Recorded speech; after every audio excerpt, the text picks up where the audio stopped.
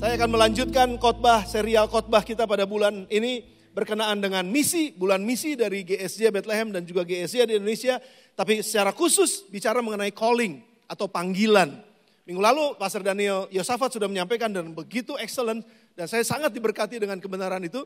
Bagaimana kita bisa mendengar suara Tuhan. Bagaimana kita bisa mendengar panggilan Tuhan. Dan hari ini saya ingin lanjutkan dengan panggilan ilahi. Itu adalah judul khotbah yang saya ingin sampaikan buat saudara menjadi pengajaran kita di hari ini, pada bulan misi ini, panggilan ilahi. Ya, saudara, kata panggilan, dalam Alkitab kalau kita pelajari itu bicara dalam bahasa Yunani itu bahasa yang disebut dengan kaleo, atau panggilan ilahi.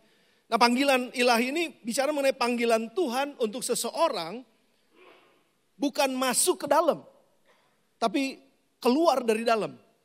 Nah, itu yang dimaksud dengan kaleo. Jadi kalau Tuhan memanggil, dia nggak memanggil kita tetap ada di dalam, atau dari luar masuk ke dalam, tetapi dia panggil kita dari keadaan kita sekarang masuk kepada keadaan atau tempat yang baru. Di mana Tuhan mau supaya kita menjadi sesuatu yang berbeda daripada saat kita ada di tempat kita sebelumnya. Oke? Jadi kaleo atau panggilan Tuhan itu adalah dia memanggil kita untuk keluar dari tempat kita, masuk kepada satu tempat yang baru yang Tuhan inginkan, supaya kita menjadi sesuatu di sana. Jadi ini penting, saudara. Garis bawahi. Tuhan panggil kita keluar untuk menjadi, itu yang paling utama. Bukannya Tuhan memanggil kita keluar untuk melakukan. Tapi Tuhan panggil kita keluar untuk menjadi. Karena kalau orang melakukan sesuatu tanpa menjadi sesuatu dulu, dia hanya melakukan sesuatu tanpa kepribadian. Tapi kalau orang melakukan sesuatu karena dia adalah sesuatu pribadi, menjadi pribadi, maka waktu dia melakukan sesuatu, melakukan out of his personality gitu. Jadi ini memang membedakan, saudara. Nah, ini penting buat kita sebagai landasan dasar. Kaleo, panggilannya Tuhan atau panggilan ilahi. Kita ingat bahwa Abraham dipanggil oleh Tuhan keluar. Bukan untuk menjadi bisnismen, walaupun Abraham adalah bisnismen. Orang kaya luar biasa Abraham. Tapi Tuhan panggil dia keluar dari Ur Kasdim untuk menjadi bangsa yang besar. Nah, itu identitas, saudara. Untuk menjadi sesuatu, bukan untuk melakukan sesuatu. Penting, saudara. Ada orang-orang mungkin yang berpikir, oh Tuhan panggil saya untuk mengerjakan ini, untuk mengerjakan itu. That is fine, itu bagus, saudara. Tapi terlebih dahulu sebelum kita bisa melakukan atau mengerjakan sesuatu, kita harus menjadi sesuatu dulu. Abraham dipanggil untuk menjadi bangsa yang besar. Musa dipanggil ketika dia ada di padang rumput atau di padang gurun, dia ngelihat ada semak belukar terbakar tapi nggak hangus atau nggak terbakar semak belukarnya. Lalu Tuhan panggil Musa untuk menghampiri, masuk ke situ. Dan akhirnya Musa dipanggil untuk menjadi pembebas buat bangsa Israel. Yusuf dipanggil keluar oleh Tuhan dari rumahnya. Nah ini saudara, kadang-kadang ya, kalau Tuhan panggil kita untuk menjadi sesuatu, seringkali, nggak harus selalu baik keadaannya. Yusuf ketika dipanggil keluar oleh Tuhan untuk menjadi sesuatu, itu caranya tuh nggak enak banget. Dia harus jadi budak, saudara. Nah kadang-kadang di dalam kehidupan kita ketika Tuhan panggil kita, nggak langsung nyaman, nggak langsung enak. Nggak langsung jadi bagus gitu, nggak langsung indah gitu. Wah dipanggil Tuhan tuh indah gitu, nggak. Dipanggil Tuhan tuh seringkali juga dalam keadaan yang kita nggak nyaman banget nih. Kita ngerjain sesuatu kayaknya nggak enak banget nih Tuhan. Kenapa Tuhan panggil saya untuk ini? Tapi ingat saudara, kalau Tuhan panggil kita bagaimanapun mulainya, ujungnya selalu baik. Tuhan membuat segala sesuatu indah pada waktunya. Memang satu kali Yusuf dipanggil keluar, cuman gak enak dia dijual sebagai budak.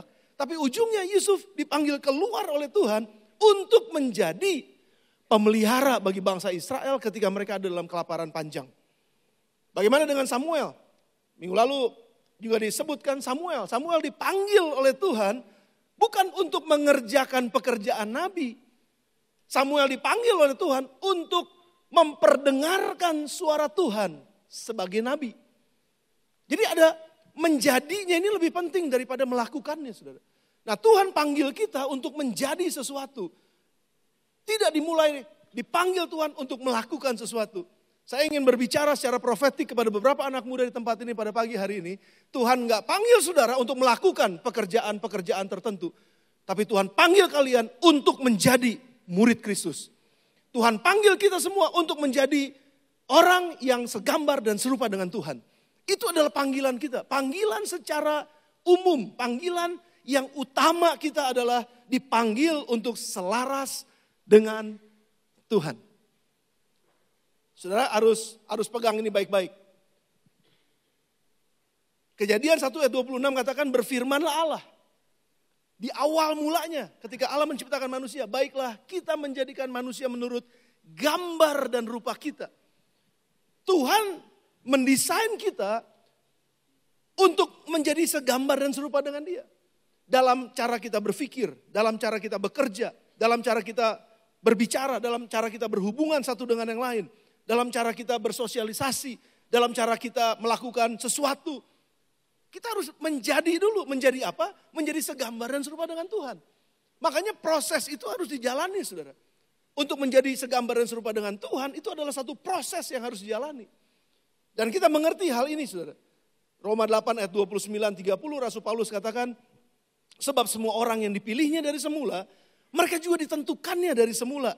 Baca bersama dengan saya. 1, 2, 3. Untuk menjadi serupa dengan gambaran anaknya. Supaya anaknya itu menjadi yang sulung di antara banyak saudara. Dan mereka yang ditentukannya dari semula. Mereka itu juga dipanggilnya. Dan mereka yang dipanggilnya, mereka itu juga dibenarkannya. Dan mereka yang dibenarkannya, mereka itu juga dimuliakannya. Sebab itu kata Paulus Efesus 4 ayat 1 sampai dengan 4. Aku menasihatkan kamu, aku orang yang dipenjarakan karena Tuhan, karena misi ini, karena misi untuk membawa orang menjadi segambar dan serupa dengan Tuhan, membawa pesan penebusan dari orang berdosa, diubahkan menjadi orang yang dikuduskan, menjadi segambar dan serupa dengan Tuhan. Aku melakukan misi ini, dan karena misi ini aku dipenjara, dan aku yang dipenjara ini, aku menasehatkan kamu. Supaya hidupmu sebagai orang-orang yang telah dipanggil, berpadanan dengan panggilan itu. Berpadanan, selaras, menyerupai, mendekati. Hendaklah kamu selalu rendah hati, lemah lembut, sabar, tunjukkan kasihmu dalam hal saling membantu. Berusahalah memelihara kesatuan roh oleh ikatan damai sejahtera. Satu tubuh dan satu roh. Sebagaimana kamu telah dipanggil kepada satu pengharapan yang terkandung dalam panggilanmu itu. Berpadanan dengan panggilan. Saudara, panggilan kita yang utama bukan jadi orang kaya. Panggilan kita yang pertama itu bukan jadi sesuai dengan apa profesi kita. Jadi pebisnis kah? Jadi guru kah? Bukan. Itu profesinya. Tapi panggilan kita yang utama sebagai tubuh Kristus, orang-orang yang percaya kepada Yesus, panggilan yang utama itu gak boleh lewat. Menjadi segambar dan serupa dengan Tuhan. Hidup saya yang tadinya nih ngaco gitu. Hidup saya yang tadinya berantakan, pola pikir yang salah, negatif. Pikiran-pikiran yang selalu maunya ngejatuhin orang terus gitu. Ya, iri hati sama orang, dendam gitu. Itu gak segambar dan serupa dengan Tuhan. Tetapi dalam kondisi yang sekarang saya ini, begitu saya percaya kepada Yesus, saya punya panggilan untuk menjadi segambar dan serupa dengan Tuhan. Artinya apa? Waktu saya punya pikiran-pikiran negatif, saya mesti menaklukkan pikiran negatif itu kepada pikirannya Kristus. Keinginan-keinginan saya yang salah, keinginan-keinginan saya yang menyimpang dari jalannya Tuhan, sekarang udah gak bisa lagi, saya harus menyelaraskannya dengan jalan-jalannya Tuhan. Dan itu adalah proses perjalanan, makanya dalam gereja kita memiliki satu proses perjalanan. Life is a journey. Perjalanan menuju perubahan dari gelap kepada terangnya yang ajaib. Dari cara hidup yang sia-sia menjadi cara hidup yang diberkati oleh Tuhan dan menjadi berkat buat orang lain. Jadi itu adalah perubahan yang terjadi. Makanya kalau kita ada di dalam life group kita akan bilang bahwa harus terjadi perubahan hidup. Dan ujungnya perubahan peran. Kenapa? Karena itu panggilan kita. Lupakan dulu untuk menjadi dokter. Lupakan dulu untuk menjadi profesional apa gitu. Lupakan dulu itu saudara. Itu akan bagiannya nanti. Tetapi yang pertama ini mari sama-sama basicnya adalah Tuhan panggil kita keluar untuk menjadi segambar dan serupa dengan Tuhan. untuk menjadi, bukan untuk melakukan, tapi untuk menjadi. Nah, berpadanan dengan panggilan itu saudara, GSJ Bethlehem kan punya visi. Visi kita sebagai Bethlehemers adalah menjadi pembangun kehidupan generasi murid Kristus yang hidup dalam nilai-nilai kerajaan sorga di dalam dunia ini. That is our vision. Jadi visi kita sekali lagi saudara, menjadi pembangun kehidupan. Pembangun kehidupan siapa? Pembangun kehidupan generasi. Generasi yang mana? Generasi yang muda sampai yang tua. Generasi junior sampai yang senior. Itu generasi.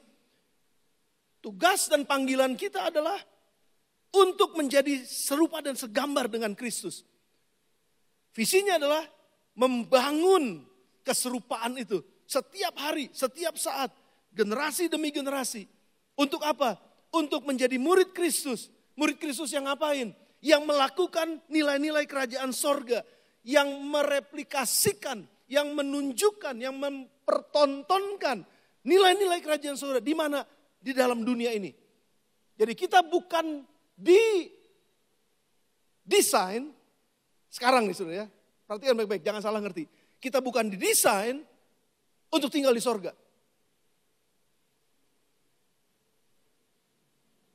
Kita didesain untuk tinggal di bumi. Mati masuk sorga. Ah, udah lega tuh. Yang penting ada sorganya kan. Itu agamawi banget tuh saudara. Karena agama selalu mengajarkan kita untuk cepat-cepat ke sorga. Yang lamun katakan amin. Yang bersama dengan saya katakan yes. Itu panggilan kita. Menjadi segambar dan serupa dengan Kristus. Prosesnya bagaimana? Kita bangun kehidupan kita, setiap generasi untuk menjadi murid Kristus yang hidup dengan nilai-nilai kerajaan sorga selama kita ada dalam dunia ini. Selama kita ada dalam dunia ini. Mati, masuk sorga. Udah.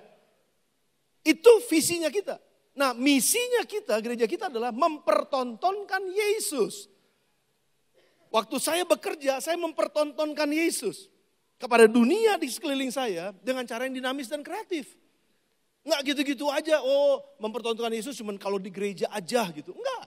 Mempertontonkan Yesus itu termasuk di gereja, termasuk di marketplace, termasuk di tempat pekerjaan kita, termasuk dalam rumah tangga kita, termasuk di tempat les-lesan kita, termasuk di kampus kita, termasuk di sekolah kita. Dimanapun Tuhan tempatkan kita dengan profesi pekerjaan apapun, siapa saya?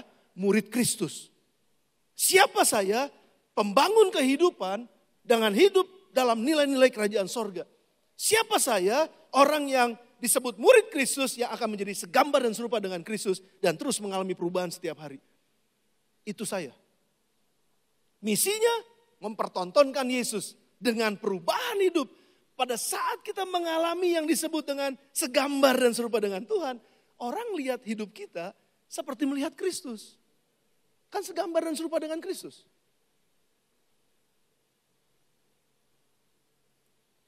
Pay attention saudara, baik-baik. Ini harus masuk dalam roh kita. Dan sebagai generasi murid Kristus, apa yang kita bangun? Ini penting saudara. Values, nilai-nilai yang kita bangun. Apa itu? Menjadi pemuji dan penyembah. Bukan menjadi pemimpin pujian atau singers. Itu pekerjaannya. Tapi pemimpin pujian dan singers seharusnya pribadinya adalah pemuji dan penyembah.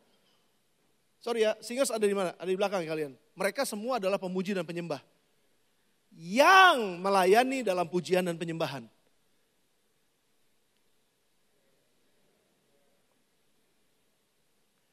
Mana kameramen? Ada dua di situ kameramen. Mereka adalah kameramen yang melayani Tuhan. Makanya gambar saya keren di situ kan. Karena ada mereka. Mereka adalah yang melayani kamera di gereja.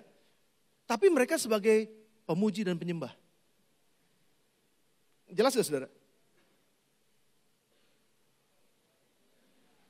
Coba tepuk lu sebelahnya. Lu jelas gak sih? Gitu. Kamu jelas ya? Nih saudara, parkiran di bawah. Ini contoh ya di gereja nih. Parkiran di bawah.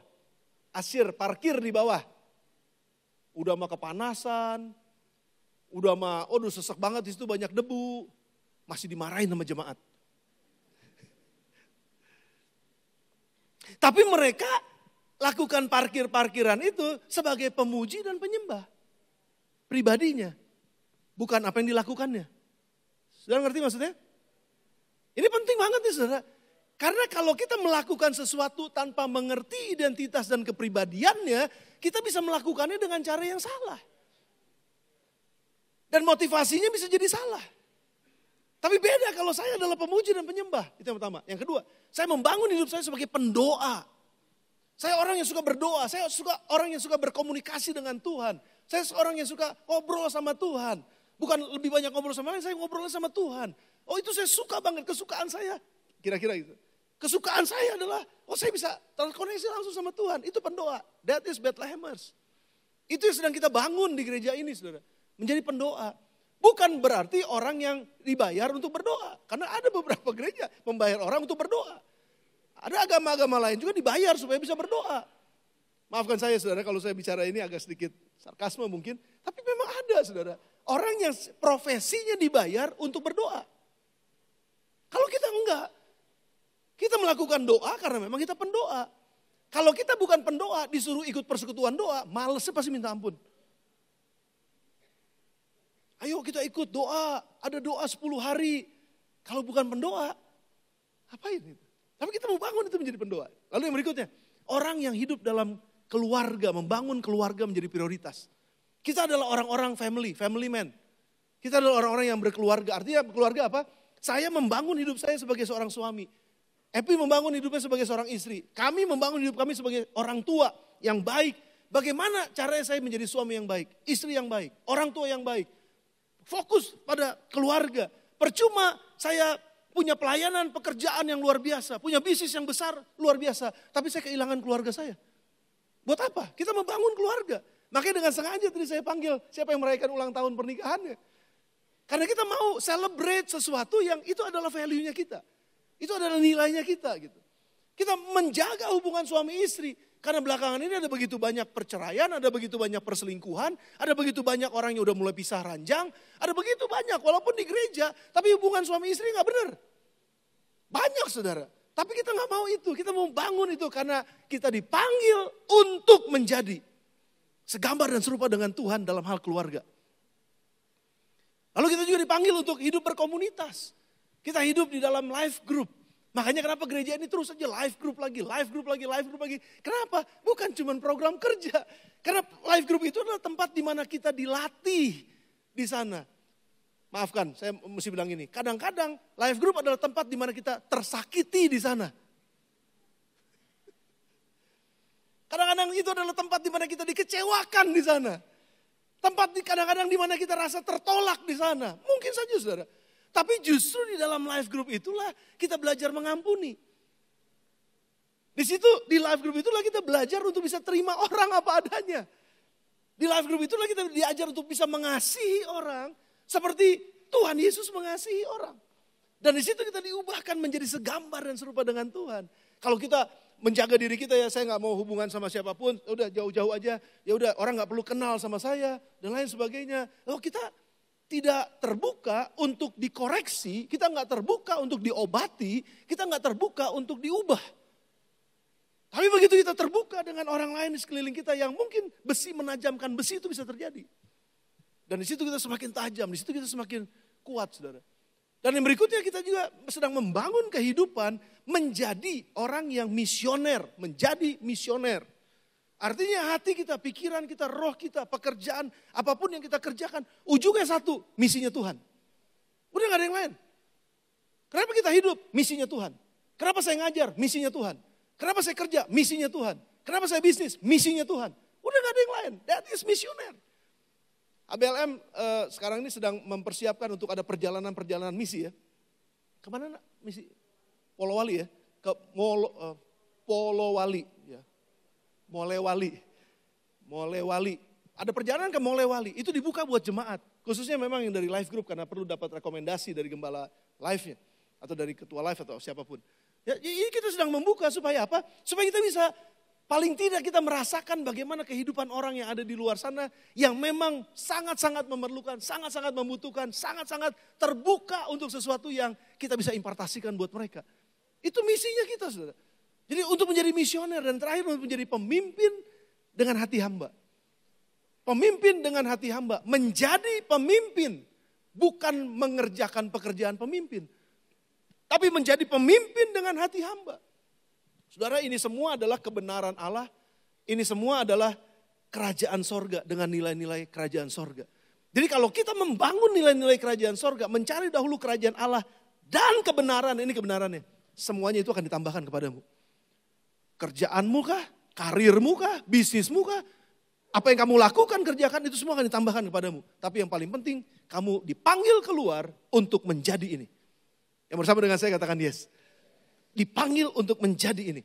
Saudara, kalau kita salah untuk meresponi panggilan Tuhan yang pertama ini, kita bisa jadi apa aja, kita bisa berprestasi setinggi apa saja di sana, tapi tanpa basic ini, tanpa kebenaran ini, tanpa diubahkan menjadi segambar dan serupa dengan Kristus, maka yang ada di sana akan sia-sia.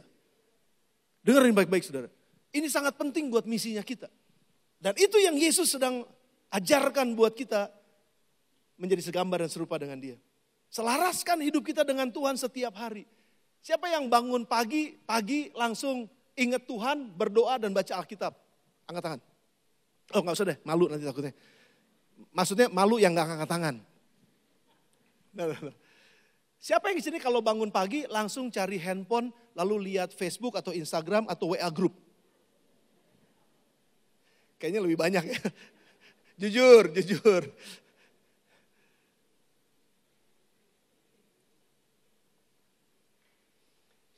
Kita ngecek apa yang terjadi di dunia kita setiap hari. Yang terjadi di dunia kita setiap hari. Kita ngecek harga saham.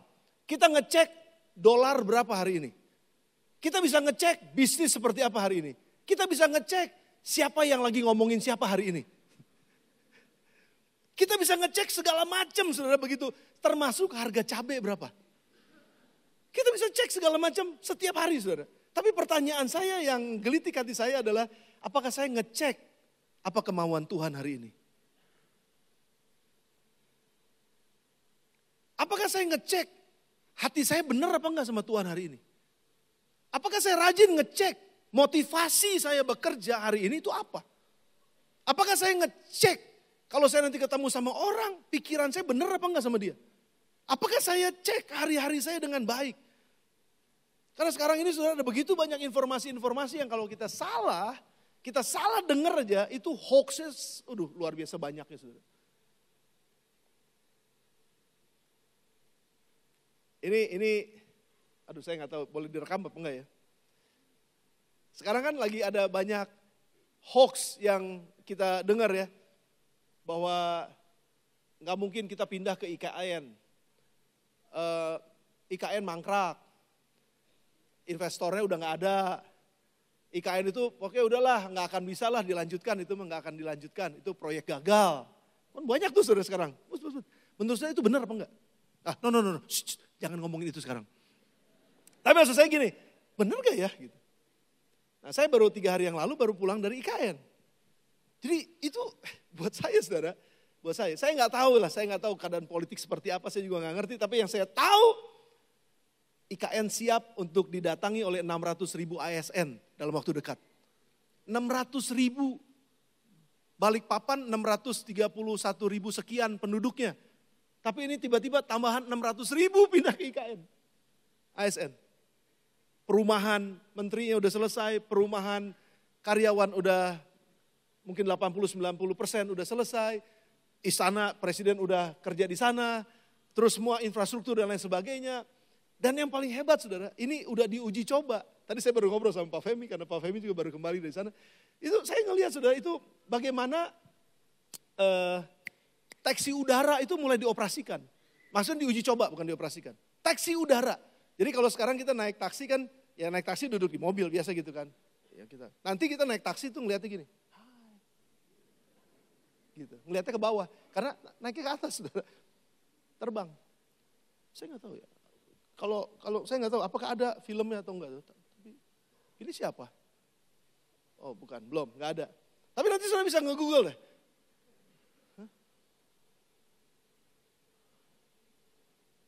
Ya ini dia taksi udara, tuh. mungkin buat 3-4 orang paling banyak. Saudara. Tapi ini sudah diterbangkan dan sudah diuji coba. Di mana? Di IKN. Siapa yang mau pindah? Hubungkan IKN dengan Balikpapan dan Samarinda. Percobaan taksi terbang itu dipastikan menjajal wilayah udara Bandara Aji Pangeran Tumenggung atau APT Pranoto Samarinda, Kalimantan Timur. Enggak, cukup.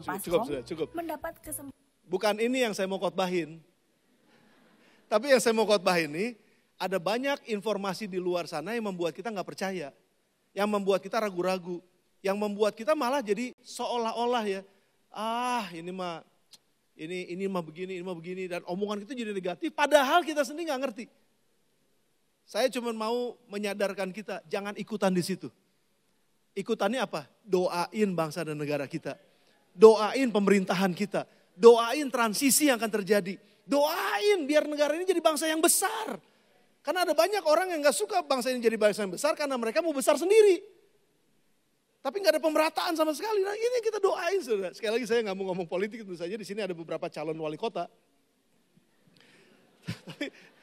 Tapi saya mau bawa sama saudara bahwa jangan dengar sesuatu atau jangan terima sesuatu, jangan makan sesuatu yang kita sendiri gak tahu itu benar atau enggak.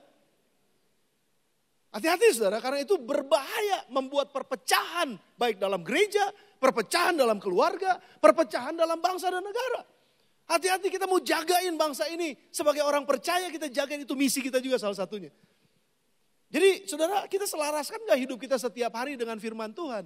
Atau kebanyakan dengar hoax, kebanyakan dengar berita bohong gitu. Dan kita percayai dan kita beritakan ulang, kita kita bukan replay itu di forward lagi. Di forward lagi, kita bagus nih, wah ini luar biasa, di forward, padahal itu bohong. Hati-hati saudara, kita harus sinkronis hidup kita dengan firman Tuhan. Nah apa yang menyelaraskan? Apakah saya menyelaraskan hidup saya dengan kebenaran Tuhan setiap hari?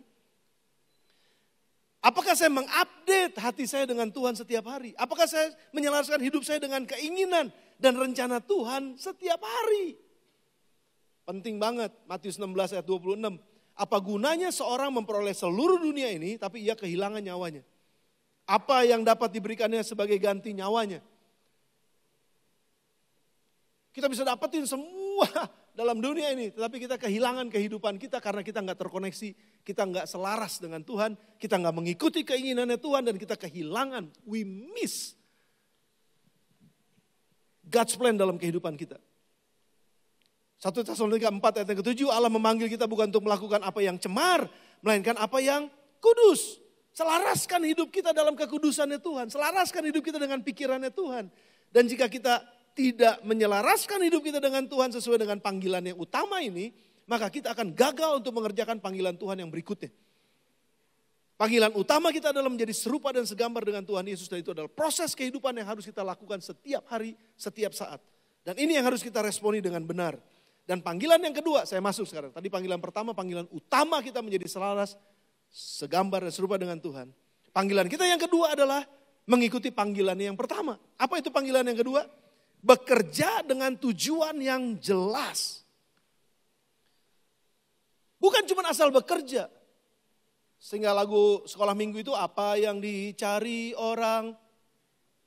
Uang. Jadi kerja untuk cari uang. Betul apa enggak?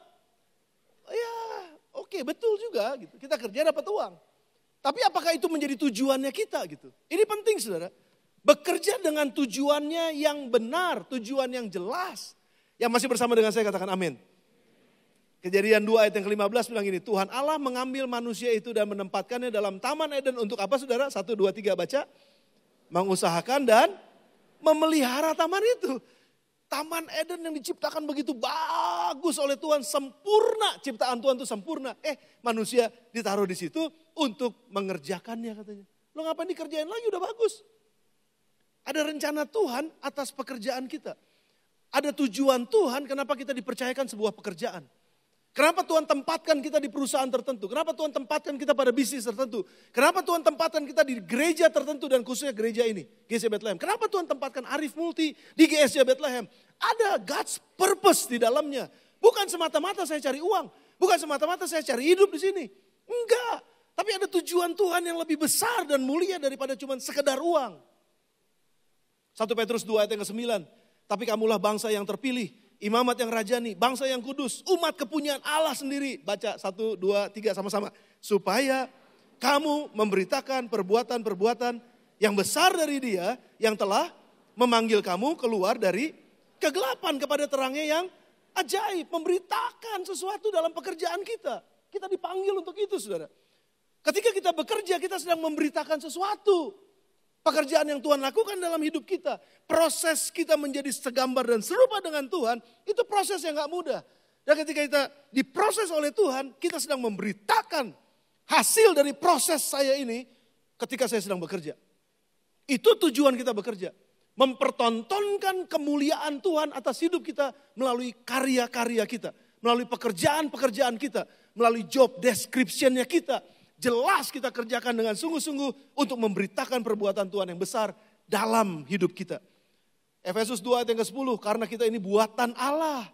Diciptakan dalam Kristus Yesus. Baca bersama dengan saya 1, 2, 3. Untuk melakukan pekerjaan baik yang dipersiapkan Allah sebelumnya. Ia mau supaya kita hidup di dalamnya. Bekerja dalam berkat Tuhan dan bekerja di dalam kutuk atas bumi ini, itu menghasilkan sesuatu yang berbeda. Perhatikan saya baik-baik, saudara. Ini pengajaran ya, pengajaran. Saya dapatkan pewahyuan ini ketika saya sedang merenung mengenai pekerjaan. Ketika Tuhan ciptakan Taman Eden yang begitu indah, begitu baik, itu berkat Tuhan bukan? Saya mau tanya, kira-kira kalau Tuhan jadikan semuanya baik, udah ada semua sumber-sumber yang bagus di sana, mata air, ada batu-batu, ada emas, permata, dan lain sebagainya di Taman Eden. Kira-kira menurut saudara, itu berkat Tuhan bukan? Itu berkat Tuhan kan?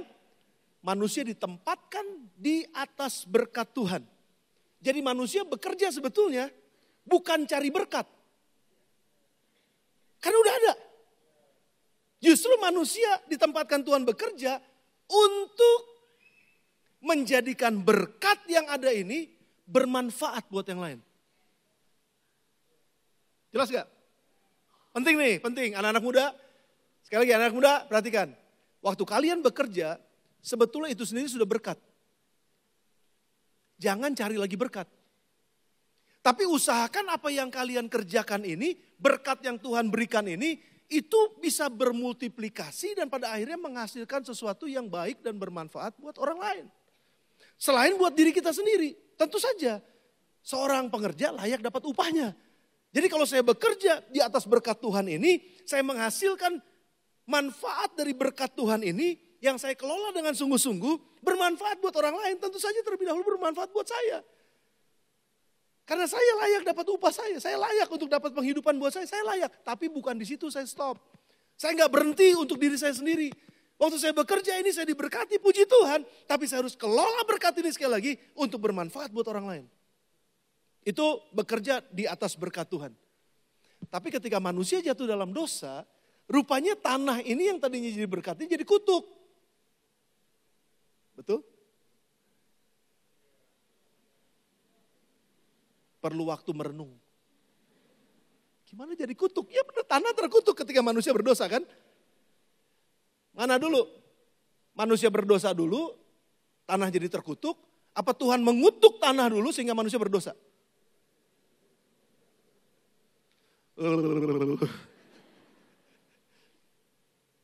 Manusia berdosa dulu sehingga tanah jadi terkutuk, betul? Pegang ya baik-baik ya. Sebelum manusia jatuh dalam dosa, tanah kan diberkati. Jadi manusianya lah yang menyebabkan tanah terkutuk. Nah, waktu manusia kerja di atas tanah yang terkutuk karena dosanya, karena perpisahnya dia dari Tuhan, maka dia bekerja di atas kutuk untuk mendapatkan berkat. Jelas gak? Sehingga ketika dia dapatkan berkat dari tanah yang terkutuk, ini karena dia ini gak serupa dengan Tuhan sehingga tanahnya terkutuk kan. Jadi waktu dia dapatkan berkat ini dia makan sendiri yang pada akhirnya berkat jadi kutuk. Karena berkat lahir dari kutuk.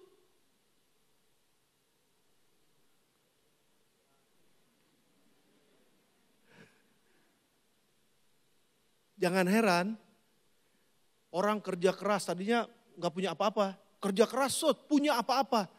Gaji 5 juta, istri 1. Gaji 10 juta, bagi 2 istrinya. Karena 5 juta kan. Loh yang tadinya keluarganya bagus jadi keluarganya berantakan. Gara-gara apa? Berkat 10 juta.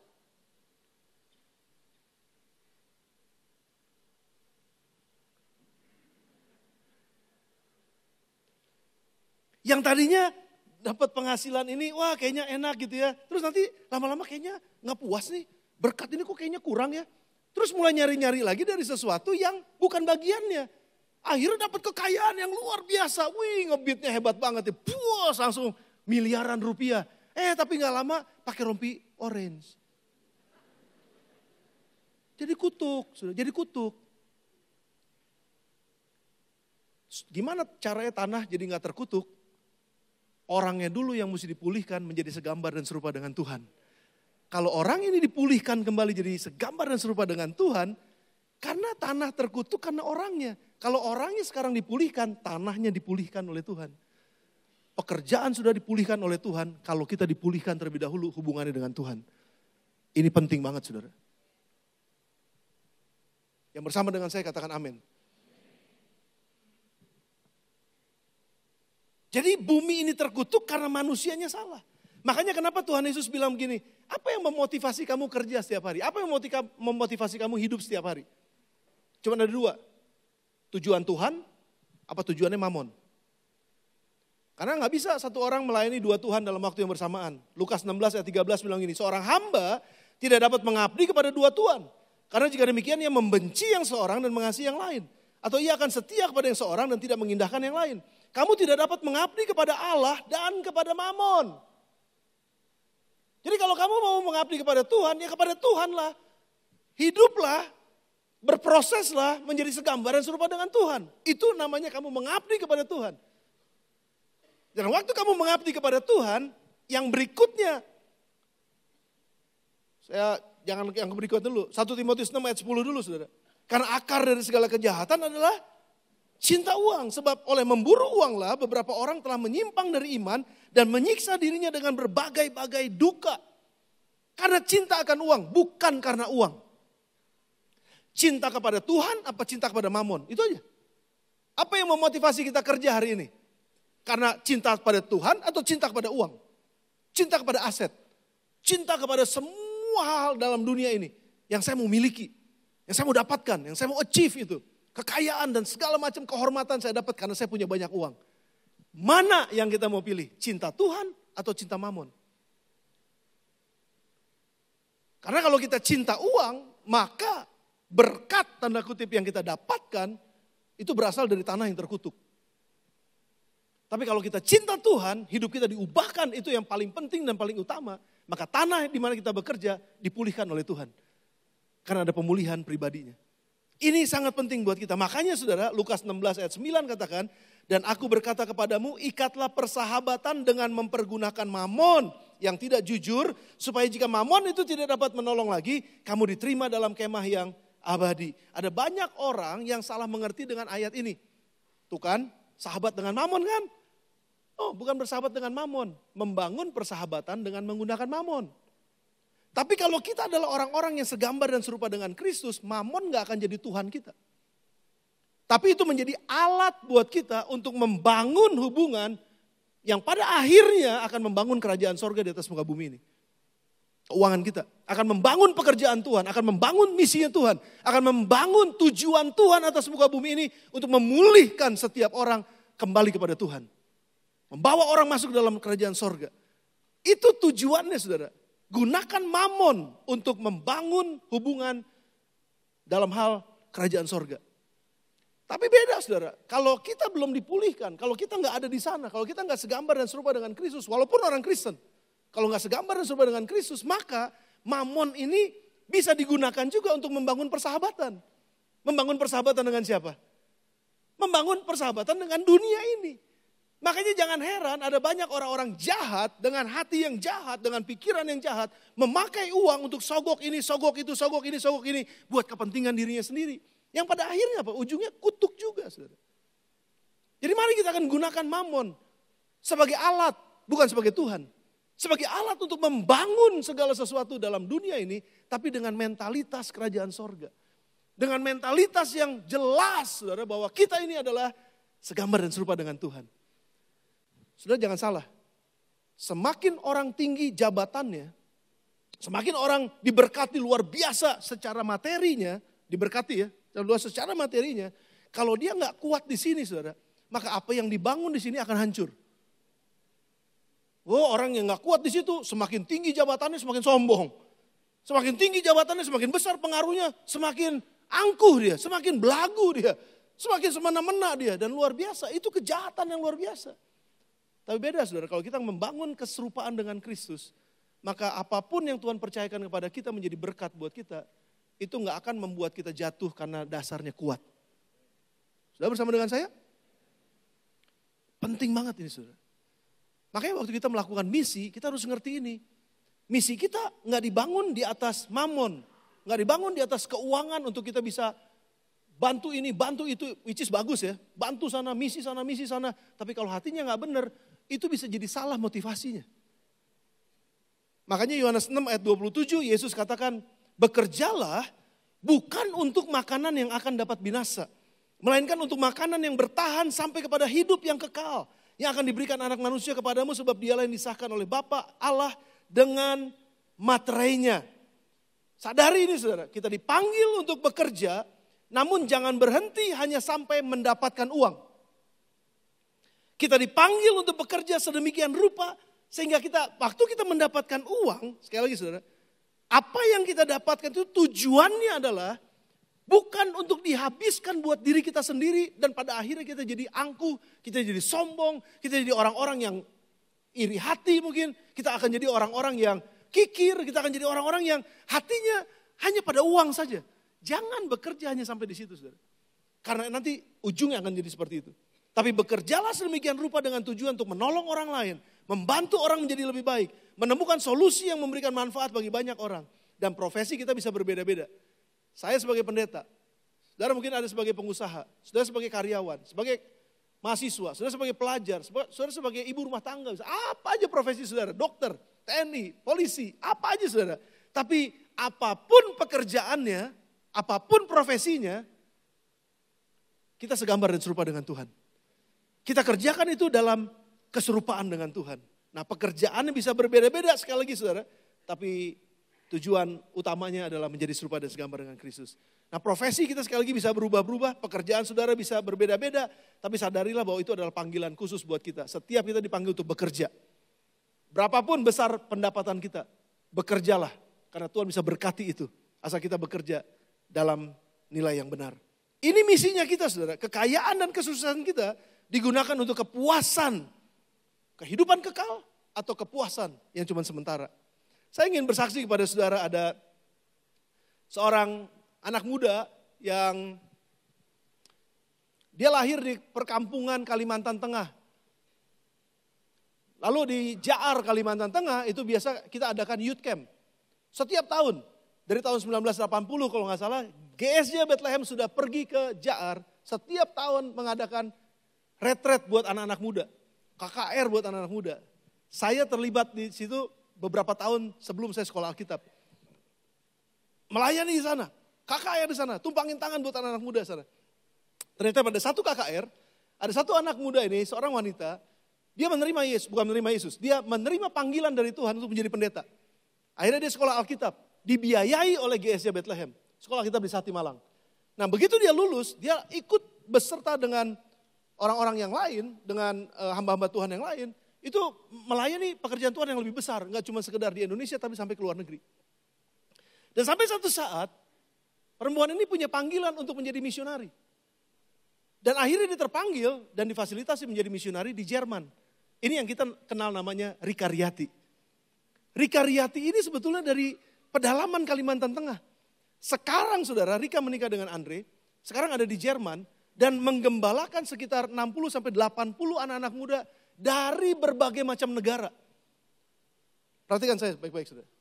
Dan sekarang ini penjangkauannya lebih luas lagi karena ada di dunia internasional. Di Berlin, Jerman. Melayani dengan luar biasa. Dan saya mengucap syukur karena udah ada beberapa yang dibaptis air.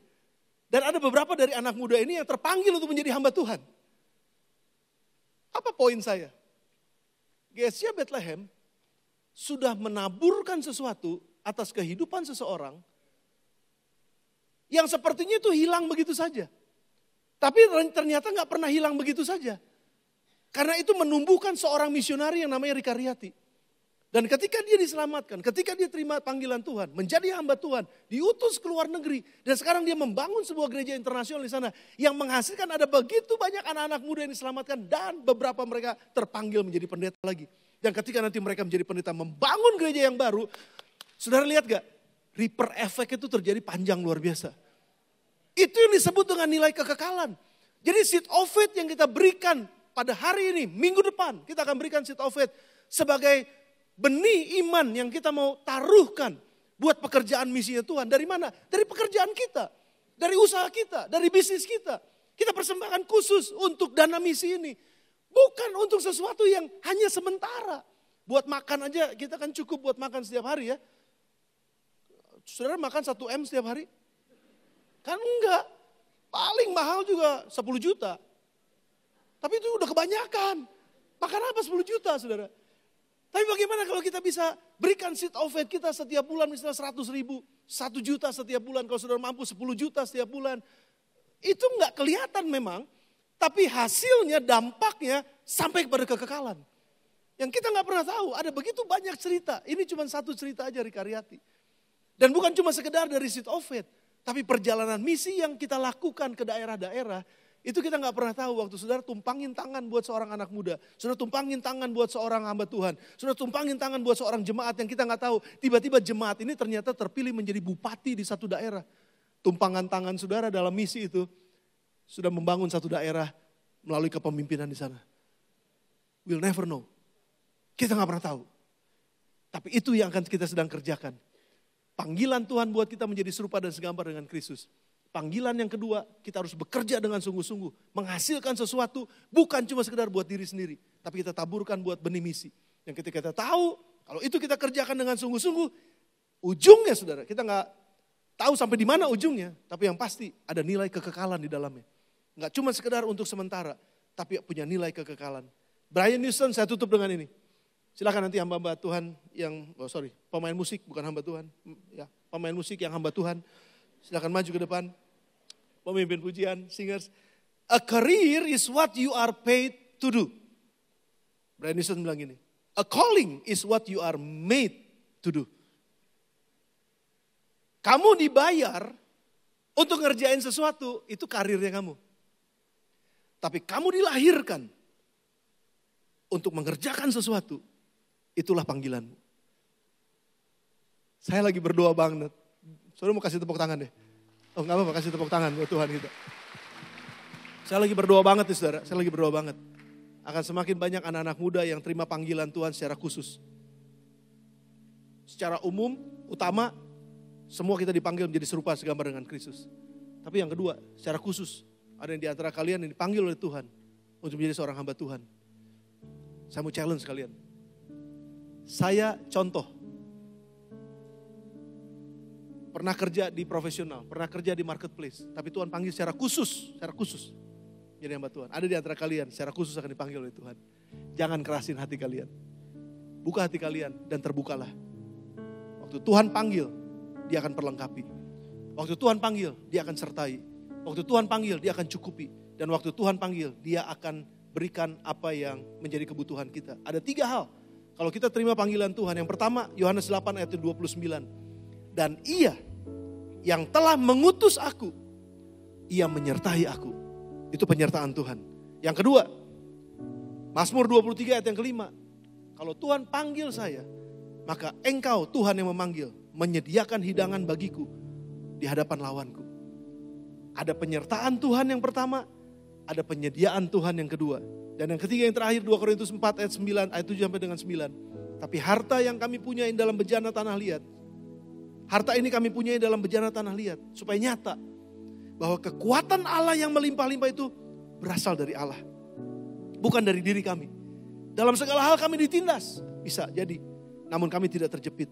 Kami habis akal, sering saya alamin habis akal. Namun tidak putus asa. Kami dianiaya, namun tidak ditinggalkan sendirian. Kami dihempaskan, namun tidak binasa. Itu kekuatan dari Tuhan. Siapapun yang dipanggil oleh Tuhan dan terima challenge panggilan ini. Penyediaan dari Tuhan, penyertaan dari Tuhan, kekuatan dari Tuhan akan jadi bagian kita. Sudah percaya ini? Tundukkan kepala saudara sebentar. Kita datang kepada Tuhan. Sehingga saya akan menolong kita nyanyikan satu pujian sebagai doa kita bersama-sama untuk meresponi firman Tuhan ini. Gak tahu berapa banyak di antara saudara yang mendengar firman ini dan Roh Kudus bicara dalam hati saudara. Jangan keraskan hatimu. Izinkan dia mengerjakan sesuatu dalam hatimu. Buka hatimu. Izinkan dia bicara. Izinkan dia melanjutkan dengan dorongan yang kuat untuk kalian melangkah maju. Mengambil keputusan. Saya mau Tuhan. Dalam nama Tuhan Yesus. Makasih Roh Kudus. Mari renungkan ini. Datang kepada Tuhan dan buat sebuah komitmen bersama-sama. Mengiringmu seumur hidupku, masuk dalam rencanamu Bapa. Pikiranku, kehendakku, ku serahkan padamu. Harapanku hanya di dalam-Mu. Ku kan teguh bersama-Mu Tuhan. Jadikanku bejana-Mu untuk memuliakan-Mu. Sementara saudara tundukkan kepala sebentar dan tutup mata saudara. Ini adalah momen yang penting buat kita untuk membuat sebuah komitmen setelah mendengar firman Tuhan. Apa respon kita? Saya mau meresponinya dengan benar. Saya mau angkat tangan saya untuk sebuah komitmen. Saya mau diubahkan dari hari ke hari menjadi serupa dan segambar dengan Kristus. Dan itu adalah panggilan utama saya. Dan yang kedua, saya juga mau menerima panggilan Tuhan untuk menjadi hambanya. Yang melayani Tuhan, dan itu yang sudah saya kerjakan hari ini. Dan saya mau terus diperbaharui, saya mau terus di-upgrade, saya mau terus untuk bisa lebih baik lagi dalam melayani Tuhan. Dan ini menjadi komitmen saya. Berapa banyak di antara saudara punya komitmen ini? Saya juga mau Tuhan mengubahkan hidup saya dari hari ke hari. Dan saya mau masuk dalam proses itu. Dan yang kedua, saya juga mau melalui pekerjaan saya, misi Tuhan akan tercapai. Pakai saya Tuhan. Kalau saudara mau, angkat tangan kanan saudara tinggi di hadapan Tuhan sebagai tanda bahwa kita mau komitmen. Dan tutup mata saudara tetap, tundukkan kepala saudara. Taruh tangan kiri saudara di dada saudara. Dan katakan, ini saya Tuhan.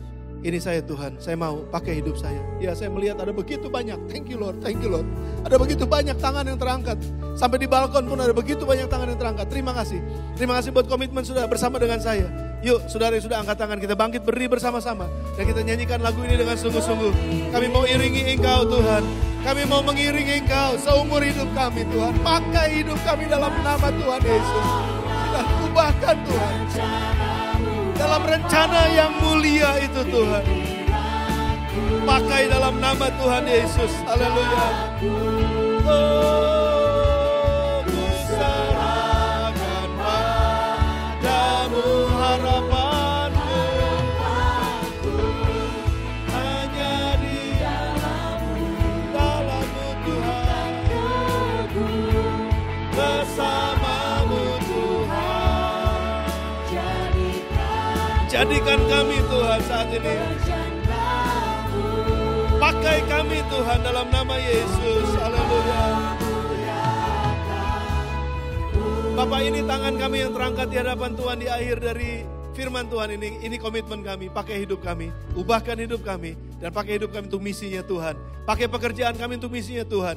Pakai semua yang kami punya untuk menjalani misinya Tuhan di atas muka bumi ini. Menolong orang lain. Dan kami percaya ketika kami menolong orang lain, hidup kami juga akan ditolong oleh Tuhan. Terlebih dahulu bahkan ditolong oleh Tuhan. Dan kami mengucap syukur buat itu. Dan setiap jemaatmu yang mengangkat tangan kami di hadapan Tuhan saat ini, urapi dan berkati setiap tangan ini. Urapi dan berkati setiap yang kami kerjakan. Biar apa saja yang kami kerjakan dibuat berhasil oleh Tuhan. Tangan-tangan ini menjadi tangan yang dingin mengerjakan apapun Tuhan. di dalam nama Tuhan Yesus dikerjakan dengan sungguh-sungguh dengan nilai yang benar, maka keberhasilan akan mengikuti dari hari ini sampai dengan seterusnya. Diberkatilah keuangan mereka, diberkatilah kesehatan mereka, diberkatilah keluarga mereka, diberkatilah kerjaan mereka, diberkati kesehatan mereka. Di dalam nama Tuhan Yesus Kristus, kami terima berkat Tuhan, kami terima semua yang baik dari Tuhan untuk kami hidup dalam misinya Tuhan dan pakai hidup kami, pakai kami sebagai bejana-Mu. Di dalam nama Yesus Kristus kami berdoa, kami mengucap syukur dan kami berterima kasih. Dan semua yang percaya nyanyikan lagu ini sekali lagi sama-sama, katakan, mengiring-Mu seumur hidup kami. Amin.